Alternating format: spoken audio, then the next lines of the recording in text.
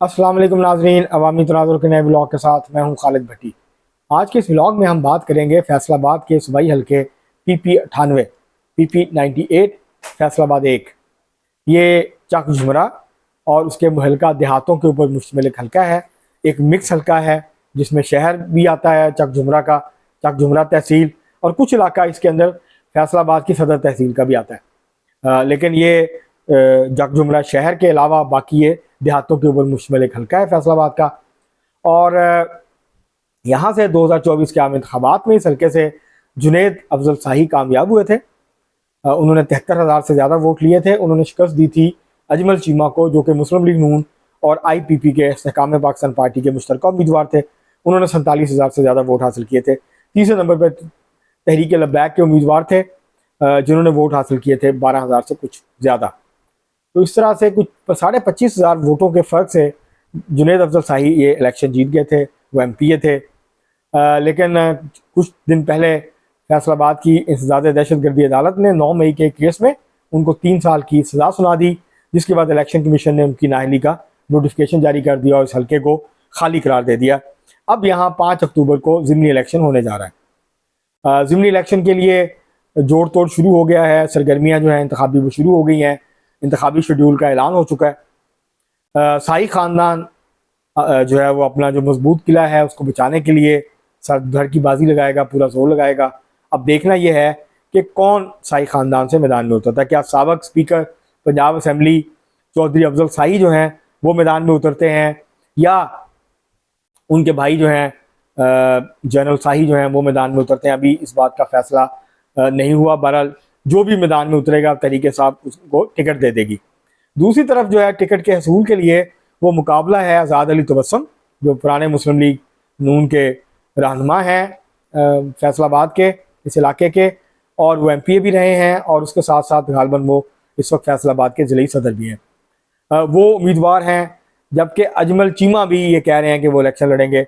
अब आज़ाद अली तबस्सुम अजमल चीमा को, जो साबिक़ सूबाई वज़ीर हैं, 2018 में आज़ाद उम्मीदवार की हैसियत से उन्होंने आज़ाद अली तबस्सुम और अली अफजल शाही जो इस वक्त MNA हैं शाही ख़ानदान के और पाकिस्तान से बाहर हैं, 9 मई के केस में उनका नाम है, उनके खिलाफ FIR दर्ज है, तो वो पाकिस्तान से बाहर चले गए थे काफ़ी देर पहले और वापस नहीं आए। तो वो यहाँ से MPA के उम्मीदवार थे उस वक्त, लेकिन वो इलेक्शन हार गए थे। अजमल चीमा जो कि आज़ाद उम्मीदवार थे, लेकिन बाद में अजमल चीमा तहरीक इंसाफ में शामिल हो गए और सूबाई वज़ीर बन गए थे उस्मान बुज़दार की हुकूमत में। तो बाद में अजमल चीमा जो हैं वो IPP में चले गए, और फिर जहांगीर तरीन साहब और अब्दुल अलीम खान के साथ जब वो अलग हुए तहरीक इंसाफ से, तो ये इस्तेहकाम पाकिस्तान पार्टी में चले गए और मुस्लिम लीग नून के सपोर्ट से, मदद से इन्होंने 2024 के इलेक्शन में हिस्सा लिया था। 2013 में इस हल्के से कामयाब हुए थे आज़ाद अली तबस्सुम। तो अब सूरत कि अब का गालबन यह इम्कान यही है कि मुस्लिम लीग नून जो है वो आज़ाद अली तबस्सुम को टिकट देगी, और अजमल चीमा को ये फैसला करना है कि उन्होंने IPP के उम्मीदवार की हैसियत से मैदान में उतरना है, या आज़ाद अली तबस्सुम जो उनको मनाने की कोशिश कर रहे हैं उनसे मान के उनके साथ कोई एडजस्टमेंट जो है अगले इलेक्शन के हवाले से वो यकीन दहानी चाहेंगे। तो अब ये अभी तय नहीं हुआ, लेकिन ये अब बहुत वाज़ेह है कि आज़ाद अली तबस्सुम जो है वो मुस्लिम लीग नून के उम्मीदवार मुमकिन तौर पर इस हल्के से होंगे।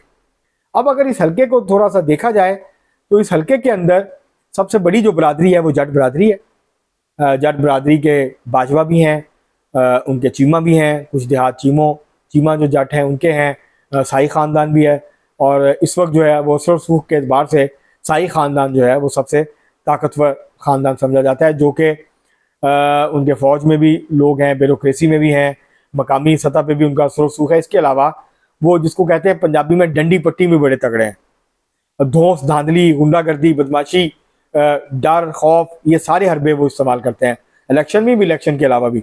जब 2002 में स्पीकर थे चौधरी अफजल शाही, तो ये जो साहियाँ वाला का इलाका, जो इनका इलाका है, बाई इलाका है, ये एक तरह का नो गो एरिया बना हुआ था।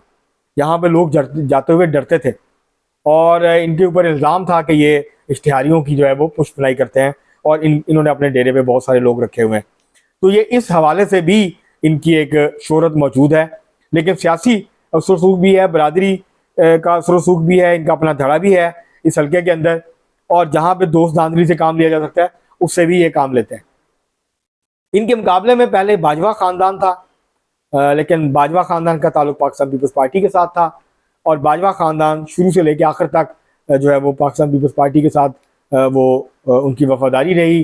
पहले जो सरबराह थे बाजवा ख़ानदान के, गुलाम मुस्तफ़ा बाजवा साहब, वो MNA रहे पाकिस्तान पीपल्स पार्टी के। फिर उनके साहबजादे तारिक महमूद बाजवा 2008 में जो है वो MNA बने, भारी मार्जिन से वो जीते थे इस हल्के से, कौमी असम्बली का जो हल्का था वहाँ से। तो यहाँ पाकिस्तान पीपल्स पार्टी का अच्छा खासा वोट बैंक हुआ करता था और बाजवा फैमिली का अपना एक बड़ा मजबूत धड़ा जो है वो मौजूद था। लेकिन फिर जैसे जैसे पाकिस्तान पीपल्स पार्टी वीक होती गई, तहरीक इंसाफ मजबूत होती गई, तो जो धड़ा था पाकिस्तान पीपल्स पार्टी में वो चला गया तहरीक इंसाफ में। और ख़ास तौर पर जो नौजवान नस्ल थी उनकी बड़ी तादाद जो है जिनके वालिदैन का ताल्लुक जो है वो पाकिस्तान पीपल्स पार्टी के साथ था, उनकी जो औलाद थी, नौजवान थे, वो चले गए तहरीक इंसाफ की तरफ, इमरान खान साहब की तरफ। और उसके नतीजे में पाकिस्तान पीपल्स पार्टी का वोट बैंक यहाँ हर इलेक्शन के नतीजे में 2008 के बाद कम होता गया और पाकिस्तान पीपल्स पार्टी फिर संभल नहीं पाई। पूरे पंजाब में भी तकरीबन यही हाल है, सेंट्रल पंजाब में। तो लेकिन बाजवा ख़ानदान जो है वो आखिर वक्त तक पाकिस्तान पीपल्स पार्टी के साथ रहा। आप देखते हैं कि बाजवा ख़ानदान क्या फैसला करता है इस इलेक्शन में, क्या वो किसी को हिमायत करते हैं, क्योंकि 5-10 हज़ार या इससे ज़्यादा वोट जो हैं वो उसको इन्फ्लुएंस कर सकते हैं अब भी इन हालात के अंदर भी। तो अब देखना होगा कि वो क्या न्यूट्रल रहते हैं, अपने वोटर्स को आज़ाद छोड़ते हैं या किसी एक उम्मीदवार की हिमायत का ऐलान करते हैं।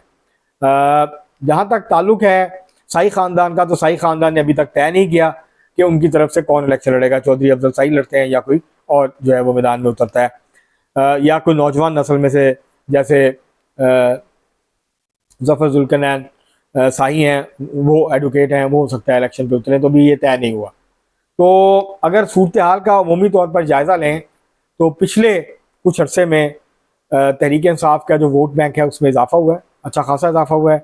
क्या तहरीक इंसाफ उसको मेंटेन रख पाएगी ज़िमनी इलेक्शन में, ये एक बड़ा सवाल है, क्योंकि उस वक्त मोमेंटम था पंजाब के अंदर और ख़ासतौर पर फैसलाबाद के अंदर। क्या वो मोमेंटम अब मौजूद है?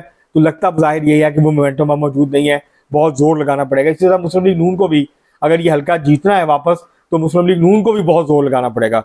मुस्लिम लीग नून को एक भरपूर इलेक्शन कैंपेन जो है वो चलानी पड़ेगी यहाँ पर। तो अब देखते हैं कि यहाँ पर जो है वो 5 अक्टूबर को लोग क्या फैसला करते हैं। लेकिन एक बात बड़ी वाज़ेह है कि एक सख्त मुकाबला होगा, ये वन साइडेड नहीं होगा इलेक्शन जैसे 2024 में हुआ था।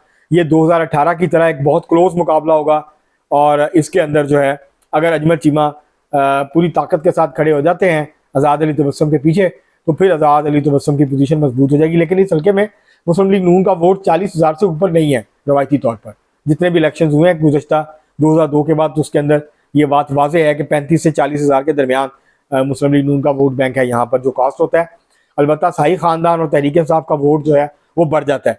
तो अब देखते हैं कि तहरीक इंसाफ जो है उसके कितने वोटर्स जो है कितनी बड़ी तादाद में निकलते हैं। तहरीक इंसाफ का वोटर इंटैक्ट है, शाही ख़ानदान का अपना धड़ा भी है। क्या इंडिपेंडेंट वोटर्स तहरीक इंसाफ को वोट डालेंगे? इस दफ़ा नहीं डालेंगे, ये भी तय होना बाकी है। और ये भी लग रहा है कि शायद तहरीक इंसाफ के उम्मीदवार सुन्नी इत्तेहाद कौंसिल के जो टिकट है उसके ऊपर जो है वो निशान के ऊपर जो है वो शायद इलेक्शन लड़े। अभी ये वाज़ेह नहीं है कि वो आज़ाद हैसियत से लड़ते हैं या वो सुन्नी इत्तेहाद कौंसिल के उम्मीदवार के तौर पर लड़ते हैं। इस हल्के के अंदर जो है वो एक करीबी जो मुकाबला है कांटे का वो मुतवक्को है। नौजवान कितनी बड़ी, क्योंकि तहरीक इंसाफ को अगर कामयाबी समेटनी है तो नौजवानों को बड़ी तादाद में मोबिलाइज करना होगा 18 से 35 साल की उम्र के।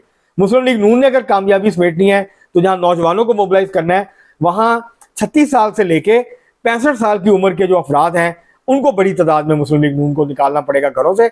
उस सूरत में मुस्लिम लीग नून जो है उसकी कामयाबी वाज़ हो सकती है। जैसे जैसे डेवलपमेंट्स होगी हम आपको इस हल्के के बारे में जो है वो मज़ीद अपडेट्स जो है वो पहुँचाते रहेंगे।